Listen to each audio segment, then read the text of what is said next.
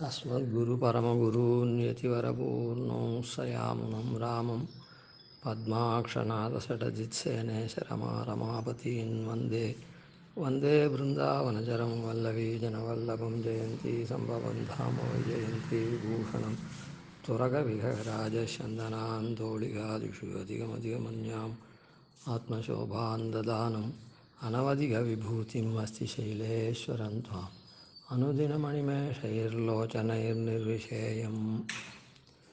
இந்த தேவாதிராஜன் உற்சவத்தை நம்மாழ்வார் காலம உற்சவங்கள்லாம் ஒரு பட்டியலிட்டார். பெரிய திருவந்தாதி அவனாம் இவனாம் ஓனாம் அப்படின்ற பாசுரத்தில் மாலை உற்சவங்கள்லாம் திருவாய்மொழியில் மொய்மாம் பூம்பொழில் பொய்கை அப்படின்ற 3ஆம் பத்தினுடைய 5வது திருவாய்மொழியில் அமரர் தொழப்படுவானை அப்படின்ற பாசுரம் தொடக்கமாக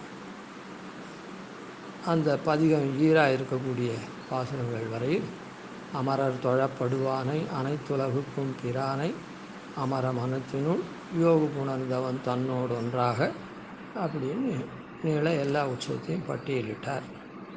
அப்படின்றத முதல்ல அனுபவித்தோம், அந்தந்த உற்சவம் வரையும் அனுபவித்தோம். இது தவிரவும் நம்மாழ்வார் இந்த உற்சவத்தை திருவிருத்தத்தில் இந்த உற்சவத்தை கொஞ்சம் நல்லா திருடீகரணம் பண்ணி காமிக்கிறார். இந்த உற்சவம் நடக்கிறத அனுபவிக்கிற விஷயத்தை நல்லா இப்படி தான் நடக்கிறது, இந்த உற்சவம் இப்படி பெருமாள் அருள்றான் அப்படின்றதுக்காக ஸ்திரீகரணம் பண்ணி காமிக்கிறார் திருவிருத்தத்தில்.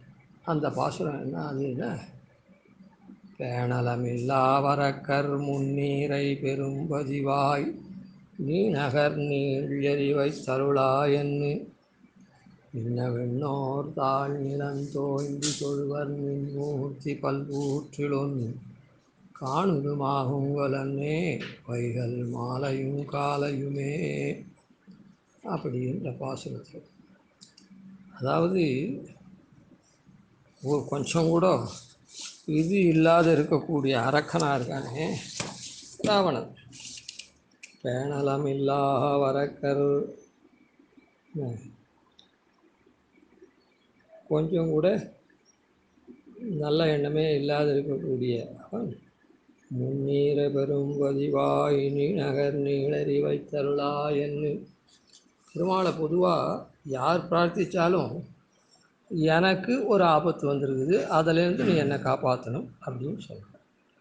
இல்லை எனக்கு இன்னாரால் ஆபத்து வந்திருக்குது, அந்த ஆபத்தை அவன்லேருந்து வரக்கூடிய ஆபத்தை எனக்கு போக்கணும் அப்படின்னு பிரார்த்திக்கணும்.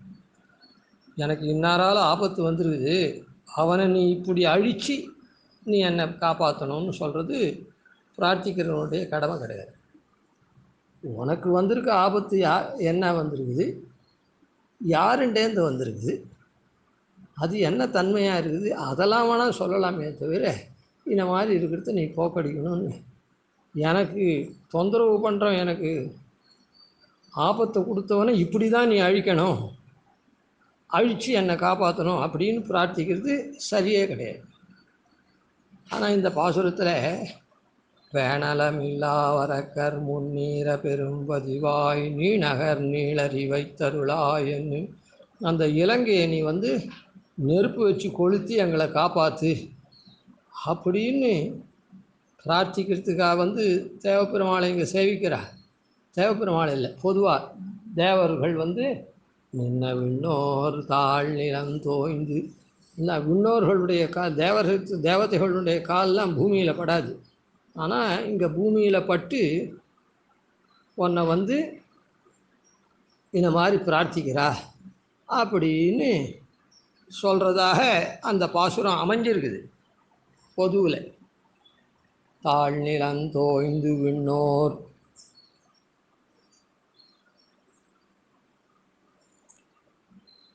இன்ன விண்ணோர் தாழ் நிலந்தோய்ந்து தொழுவர், அது தவிர அவளுக்கு வேறு எண்ணமே கிடையாது. என்னன்னு நின்மூர்த்தி பல்வூற்றில் ஒன்று காணிலுமாகுங்கொலன்றே, உன்னை சேவிக்கணும்னு அவள் இங்கே வரவே இல்லை. உன் திருமேனியை சேவித்தா நல்லது வருமே, பாபங்கள் போய் சுபகத்தனும்னு இருக்குதே, திவ்ய மங்கள விக்கிரகம், மேன்மையாக மங்களத்தை கொடுக்கக்கூடிய திருமேனின்னு அதை சேவிக்கணும்னு அதுக்காக அவள் வரவே இல்லை. இப்படி ராவண பட்டணத்தை நெருப்பு வச்சு கொளுத்தி எங்களை காப்பாற்றணும் அப்படின்றதுக்காக வந்தா அப்படின்ற மாதிரி அந்த பாசுரத்தினுடைய அமைப்பு இருக்குது. ஆனால் அதில் என்னென்னா, என்னை காப்பாற்றணும் ராவணத்துலேருந்து, ராவணன் இப்படியெல்லாம் எங்களை தொந்தரவு பண்ணுறான் அப்படின்னு தான் விஞ்ஞாபிக்கலாமே தவிர, ராவணனை நெருப்பு வச்சு கொளுத்தி அவனுடைய பட்டணத்தை எங்களை காப்பாற்றுன்னு சொல்கிறது அது இல்லை. அது காப்பாற்ற வேண்டியவனுடைய பொறுப்பு எப்படி காப்பாற்றணும்னு சொல்லிட்டு, அதனால் அதை நாம் நியமிக்க முடியாது. நாம் பிரார்த்திக்கிறவங்க போய் நியமிக்கிறது கிடையாது. அது அப்போது இதில் என்ன சுவாரஸ்யம் இருக்குது இந்த பாசுரத்தில், என்ன அவள் தேவதாஹ்வானம் நடக்கிறது முதல் நாள் சாயங்காலம் பேரி தாடனத்தில்.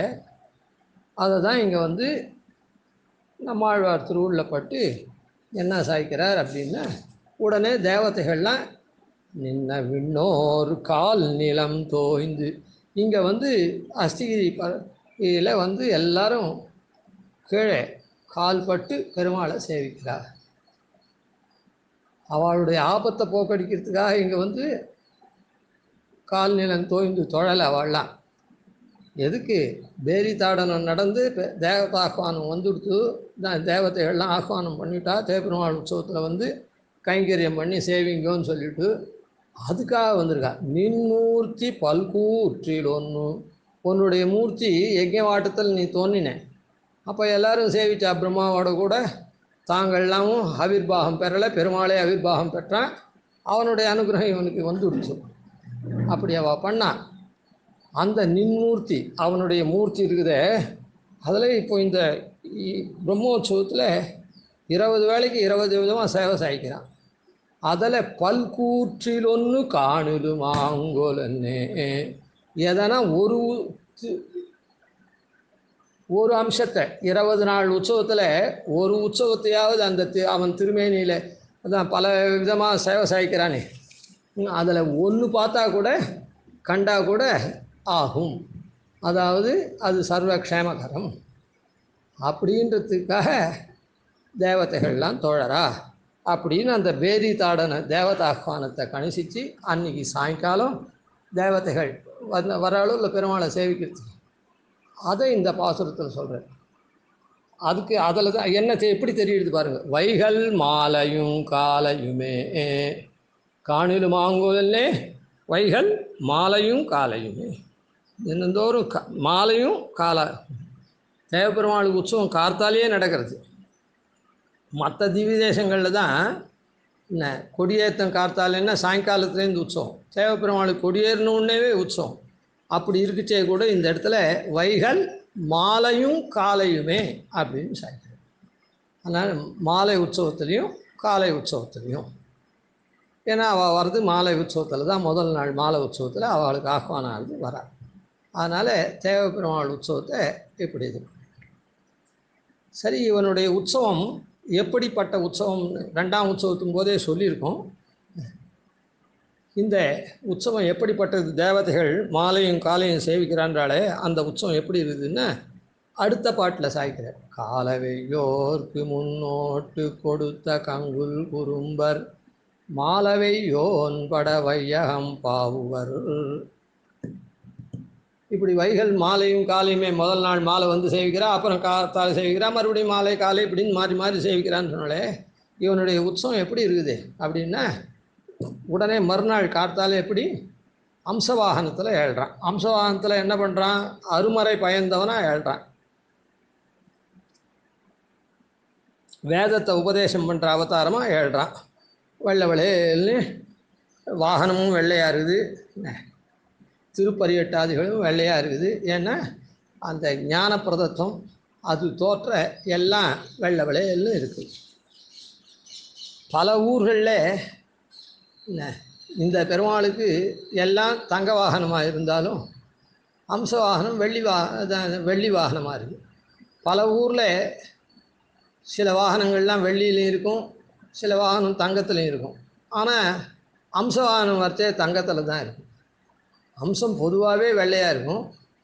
இதுவும் இந்த இடத்துல அவன் வந்து அன்னமாகி அருமறை பயந்தவனே அப்படின்றதுனால அது வெள்ளியாக இந்த இடத்துல மாத்திரம்தான் இருக்குது. இன்னும் எங்கே வெள்ளியாக இருக்குதோ தெரியாது. பொதுவில் எல்லா திவ்யதேசங்கள்லேயும் பிரசித்த திவ்யதேசங்களில் அம்சவாகனம் தங்கமயமாக தான் இருக்குது. சரி, காலை அதனால் கார்த்தால் இவன் எங்கே இருக்கான்? கோவிலில் மேற்க பார்த்துருக்கான். அதனால் இவனுடைய புறப்பாடு எப்படி ஆகுது? கிழக்கு பக்கத்துலேருந்து மேற்கு பக்கம் ஏழ்றான். அதனால் கார்த்தால் சூரியன் உதிக்கிறதுக்கு முன்ன பெருமாள் 4-4:30 மணிக்கே எழுதிடுறார். அம்சவாகனத்தில் ஞானப்பிரதனாக ஏழ்றார், வெள்ளை வெள்ளைன்னு ஏழ்றார். அதனால் சூரியன் உதித்தா அந்த ஒளியினால் இருட்டுலாம் போகும். ஆனால் அந்த சூரியன் உதிக்கிறதுக்கு முன்னையே இவன் வந்து அம்சவாகனத்தில் எள்ளி அந்த இருட்டெல்லாம் அப்படின்னு இந்த பாசுரத்தில் சொல்கிறேன். காலை வெய்யோர்க்கு முன் ஓட்டு கொடுத்த சூரியனுக்கு முன்ன இவன் ஓடுறான். பெருமாள் வேகமாக ஏழ்றான் 4:30 மணிக்கே. அதனால் என்னாருது? கங்குல் குறும்பர் இவன் வந்து வேதத்தெல்லாம் உபதேசம் பண்ணி இது பண்ணுறதுனால அஜ்ஞானமாகிற இருட்டுக்கு குறும்பு பண்ணுறவனை பெருமாள் சேவை சாய்க்கிறான் அப்படின்னு பட்டியலிடுறார். காலை வெய்யோர்க்கு முன் ஓட்டு கொடுத்த கங்குல் குறும்பர். அதனால் 2ஆம் நாள் காலத்தால் அம்சவாகனத்தில் இப்படி ஏழ்றான் அப்படின்னு ஸ்திரீகரணம் பண்ணுறேன் இந்த உற்சவத்தை. அதுக்கப்புறம் சாயங்காலம் என்ன? சாயங்காலம் ஏழ்றது கிழக்கு பக்கத்துலேருந்து மேற்கு பக்கம். கோவிலினுடைய அமைப்பு தானே, மேற்க பார்த்த கோவில் தானே. அதனால் இவன் ஏழ்றதும் கிழக்க தான் இவனுடைய சன்னிவேசமான அத்தியூர் இருக்குது. மேற்க அந்த பெரிய காஞ்சிபுரம் கழகங்கொண்டான் மண்டபம்லாம் இருக்குது. அதனால் அந்த சன்னிவேசம் அப்படி இருக்கிறதுனால மாலை வையோன் பட வையகம் பாவுவர். சாயங்காலம் அந்த மேற்கு திசையில் அவன் சூரியன் இருக்கான். மறையிறது 6:30 மணிக்கு மறைய போகிறான்னா இவர் 5:30 மணிக்கே ஏழுறார். 5-5:30 மணிக்கு மேற்கு நோக்கி ஏழ்றார். அதாவது சூரியனுக்கு எதிராக சூரியன் மேற்கேந்து கிழக்கு பக்கமாக அப்படி ஒளி வீசுகிறான். இவர் என்ன பண்ணுறார்? அந்த சூரிய பிரபையில் அப்படியே வந்து மேற்க பார்த்தா மாதிரி ஏழ்றதுனால அந்த சூரியன் அஸ்தமிக்கிறதுக்கு முன்ன அந்த சூரியனை அஸ்தமிக்கிற மாதிரி அவனுடைய ஒளி பட்டு போகிற மாதிரி இவன் பிரகாசமாக பகல் விளக்காக ஏழ்றான். அதனால் மாலை வெய்யோன் பட அந்த வெய்யோனாகப்பட்டவன் அவனுடைய ஒளி மங்கி போகிற மாதிரி வையகம் பாவுவர் இவன் அப்படியே வீதிதோறும் ஏழ்றார் அப்படின்னு இந்த உற்சவத்தை பேரி தாடனம் என்ன மறுநாள் காத்தால் அந்த காலம உற்சவத்தினுடைய தன்மையெல்லாம் அப்படியே சொல்கிறேன். அதில் காலம உற்சவம் அம்சவாகனத்தை சொல்லி, ராத்திரி உற்சவம் சூரிய பிரபையை ஸ்பஷ்டமாக சொல்லி, அதுக்கப்புறம் வையகம் பாவர் அன்ன கண்டும் இது ரெண்டுத்தையும் பார்த்து கூட சம்சாரிகளுக்கு தெரியலை அப்படின்னு வருத்தப்படுறேன். காலை நஞ்ஞான துறைபடிந்தாடி. அதனால் காலம உற்சவம்லாம் எப்படி இருக்குதுன்னா, இங்கே ஞானப்பிரதத்துவம் பண்ணுறான்னு இருக்குதோ இல்லை, கங்குல் குறும்பர்னு இருட்டுக்கு அஜ்ஞானமாகிற இருட்டுக்கு குறும்பு செய்கிறவன். அதனால் அஜ்ஞானத்தை போக்கடிக்கிறவன் இருக்க. அதனால் அப்படி சேவை சாய்க்கிற எம்பெருமான தியானம் பண்ணி நம்முடைய அஜ்ஞானத்தை போக்கடித்து அவனுடைய திருவடியில் சேராமல் சாயங்காலத்து வேலை எப்படி சூரியனை மறைக்கிறான். அதாவது பாரத போரில் எப்படி சூரியனை சக்கரத்தாழ்வானை கொண்டு மறைச்சானோ அந்த மாதிரி இந்த சூரியன் பட்டு போகிற மாதிரி அவனுடைய ஒளி மங்குற மாதிரி இது பண்ணுறான்.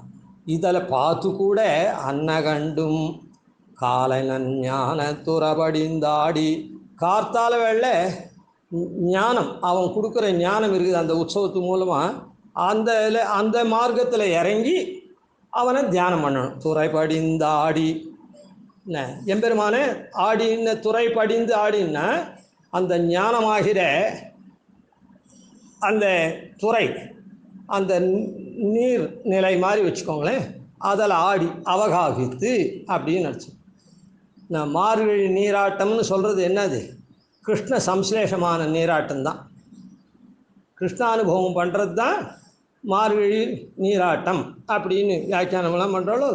அதை போல் அன்ன கண்டும் காலை நஞ்ஞான துறப்படிந்தாடி, அந்த ஞானமாகிற அந்த எம்பெருமான் காட்டக்கூடிய ஞானம் இருக்குதே, அந்த வழியில் இறங்கி, அந்த துறையில் இறங்கி நன்னா அவகாகித்து அவனை அனுபவிக்காத. மாலை நன்னாவில் சாயங்காலம் என்ன? சூரியனில் பெருமாள் என்ன? சூரியன் இருக்கு பார், அதுவும் உள்ள பெருமாள் இருக்குதான். சந்திரன் இருக்கு பார், அதுவும் உள்ள பெருமாள். அனுமார் இருக்கார் பார், ஆஞ்சநேயர், அவர் பேரில் பெருமாள் வர. இப்படின்னு அந்த சின்ன பசங்கள் முதல் கொண்டு தெரிஞ்சிக்கக்கூடியதா. அதனால் அதை நாவில் அனுசந்தானம் பண்ணாலே போதும். நாம சங்கீர்த்தனை மாதிரி பெருமாள் சூரிய பிரபையில் வரான், சூரிய நாராயணனா இருக்கான், சந்திர பிரபையில் வரான், அம்புலி ஓடிவா அப்படின்லாம். மாலை நன்னாவில் கொள்ளார் அப்படின்னு சொல்கிறேன். கொள்ளார்னா இப்படிலாம் ஜனங்கள் தெரிஞ்சிக்காம வியர்த்தமாயிடுறா அப்படின்றத காண்பிக்கிறது. அதனால் கார்த்தால வேளை துறைப்படினும் ஞானத்தில், சாயங்கால வேளை உற்சவத்தில் அப்படியே பாலகால் கூட தெரிஞ்சிக்கக்கூடிய அளவில் ஏழ்றதுனால அதை பாலகாலெலாம் என்ன பண்ணுவா? சந்தோஷமாக அப்படியே 10 தடவை ஆஹா இப்படி இப்படி நன்னா இருக்குது, அப்படி நன்னா இருக்குன்னு சொல்லுவாளும்.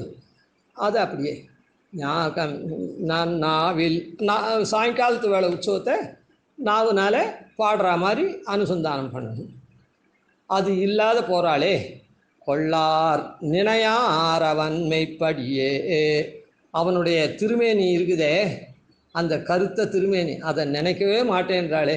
இப்படிலாம் உற்சவம் கண்டருளி நம்ம அனுகிரகிக்கிறதுக்காக உற்சவம் பண்ணால் கூட, உற்சவம் கண்டருள்னா கூட யாரும் நினைக்க மாட்டாங்க. ஏன்னா நம்மாழ்வார் இது திருவிருத்தம், தன்னுடைய துஸ்ஸகத்துவம், பொறுக்க முடியாத தன்மையை இந்த சம்சார சூட்டை திருவிருத்தத்தில் விஞ்ஞாபனம் பண்ணுறார். அதனால் இந்த ஜனங்களும் இப்படி சம்சாரத்தில் உழண்டு பெருமாளை இப்படிலாம் தேவ பெருமாள் சேவை சாதித்தா கூட இதுக்காகவே யஜ்ஞவாட்டத்தில் என்னமோ அவன் யாகம் பண்ணால் அஸ்வமேத யாகம் பூர்த்தியாச்சுன்னா அவனுக்கு சித்த சமாதானம் பிரம்மாவுக்கு வருது, அப்புறம் அவன் தியானம் பண்ணுறான், பெருமாளை பார்க்குறான் அப்படின்னு போகாதே. அந்த அஸ்வமேத யாகத்தை வியாஜீகரித்து நம்ம எல்லாம் ஆட்கொள்ளணும் தான் பெருமாள் அவதரித்து, அது அப்படி அவதரிச்சுட்டா மாத்திரம் போராது, உற்சவம் மூலமாக எல்லாரையும் ஈர்க்கணும் அப்படின்னு கார்த்தால உற்சவத்தில் ஞானப்பிரதமான சேவையும், சாயங்கால உற்சவத்தில் சந்தோஷமாக நாக்குனால சொல்லி கழிக்கக்கூடிய தன்மையாக இருக்கக்கூடிய உற்சவத்தை பண்ணுறானே, அப்போ கூட அவனுடைய திருமேனியை யாரும் பார்க்க மாட்டேன்றாளே. நினையா ஆரவன் மைப்படியே அப்படின்னு இந்த உற்சவத்தை இது பண்ணுறார். இன்னும் மேலேயும் என்ன சாய்க்கிறாரு பார்ப்போம். கவிதார்க்கிக சிம்ஹாய கல்யாண குணசாலினே ஸ்ரீமதே வெங்கடேஷாய வேதாந்த குரவே நமः. ஆதிவன்ஷடோபாதீன திவர்யான் பஜேனிஷம் ஸ்ரீரங்கபூர்வஷடிதித்யதீசானபதாஸ்ரீம் ஸ்ரீவத்சவம் சிலகம் வந்தே ஸ்ரீகிருஷ்ணதேசிகம்.